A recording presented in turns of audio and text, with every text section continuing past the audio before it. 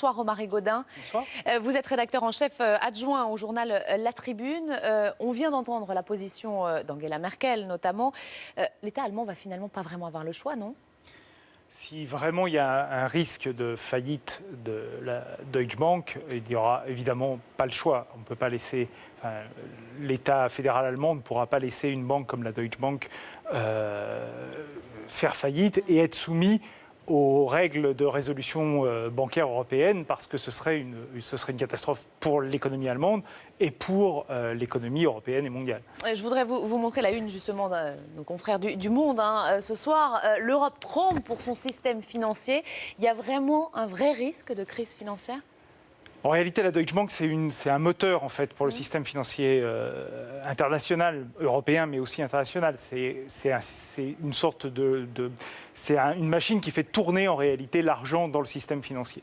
Donc évidemment, si ce moteur s'arrête, évidemment, il y a un véritable risque de crise pour l'ensemble du système financier. Et on se rend bien compte du coup que ce système financier, malgré tout ce qu'on a fait depuis 2007 est encore un système financier qui est convalescent, voire encore malade. Et ça serait pire que la crise qu'on a connue en 2008 ? La différence avec 2008, c'est qu'on sortait d'une période de croissance, qu'il y a eu évidemment une correction en 2008 qui a été violente, mais c'était une correction. Là, on ne sort pas d'une période de croissance, on sort d'une période de croissance faible et de récession en Europe. Donc, évidemment, ce serait beaucoup plus difficile de venir en aide aux banques, ce serait beaucoup plus difficile de contenir les conséquences sur la confiance des agents économiques aujourd'hui que ça l'a été en 2008-2009. Vous disiez on n'a pas tiré toutes les leçons de cette précédente crise. Concrètement, il faudrait faire quoi ? Qu'est-ce qui manque ? Ce qui manque, c'est de changer véritablement le modèle économique des banques. Et on voit bien, la Deutsche Bank est une banque qui est, je dirais, c'est un modèle du genre, c'est-à-dire c'est un modèle de banque qui est complètement centré sur la financiarisation de l'économie. Et évidemment, c'est ce modèle économique-là qui est en crise aujourd'hui. Il est en crise, en fait, depuis 2007. On sait que la Deutsche Bank a des difficultés depuis 2007. Mais aujourd'hui, c'est ce modèle de banque centré sur les produits financiers, centré sur l'effet de levier, sur l'endettement qui est en crise. Et c'est d'autant plus problématique que, en réalité, l'économie, elle, a besoin de financement et qu'on voit que le système financier est de moins en moins adapté à cette économie et aux besoins de cette économie. Mais concrètement, pour les gens qui nous regardent, qu'est-ce qu'il faudrait faire ? Ça ne décrète pas seulement. C'est toujours compliqué de dire ce qu'il faudrait faire, mais en tout cas, il faut continuer à réguler le système financier, il faut changer le modèle économique des banques, il faut définanciariser en réalité l'économie réelle, il faut que l'argent de l'épargne aille plus vers l'investissement des entreprises et qui aille moins sur les produits purement financiers qui en réalité réduisent cet investissement à terme. Ça se joue à quel niveau ? Au niveau européen, au niveau... Ça se joue d'abord dans la... Non, on ne peut pas faire ça tout seul. Ça se joue au niveau de la gestion des banques.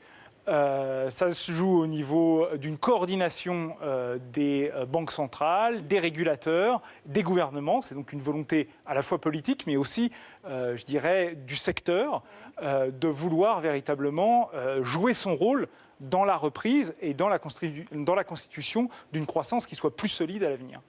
Qu'est-ce qu'il va falloir surveiller dans les prochains jours sur ce dossier-là ?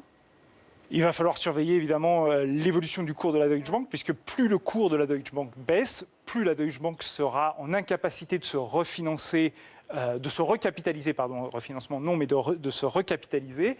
Or, avec l'amende qu'elle a reçue aux États-Unis, qui va faire l'objet de discussions, mais qui sera quand même une amende assez lourde, eh bien, il va sans doute y avoir un besoin de recapitalisation de la Deutsche Bank.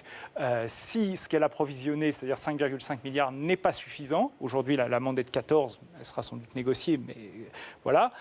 Dans ce cas, il faudra sans doute faire appel au marché. Si ce n'est pas le cas, il faudra vendre des activités, mais quand on vend des activités dans un moment de panique et de doute, on les vend moins cher, donc ce n'est pas certain que ça suffise, et donc il peut y avoir un effet boule de neige. Dernière question, sans jouer les Madame Irma, bien sûr.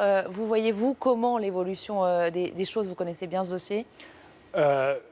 Si ce n'est pas la Deutsche Bank, ce sera une autre banque de toute façon. Le problème de l'économie européenne, c'est l'excès d'épargne. Cet excès d'épargne, il va dans le système financier et il crée en fait ces difficultés qu'on voit aujourd'hui sur le système bancaire. Et tant qu'on n'arrivera pas à changer ça, en réalité, il y aura toujours des problèmes dans le système financier et des crises bancaires. Quoi qu'il arrive, on va reconnaître une crise On va la connaître sous des formes, on peut la connaître sous des formes très différentes, mais on connaîtra en tout cas des difficultés dans le système bancaire. Merci beaucoup, Romaric Gaudin, d'être venu nous donner ces explications.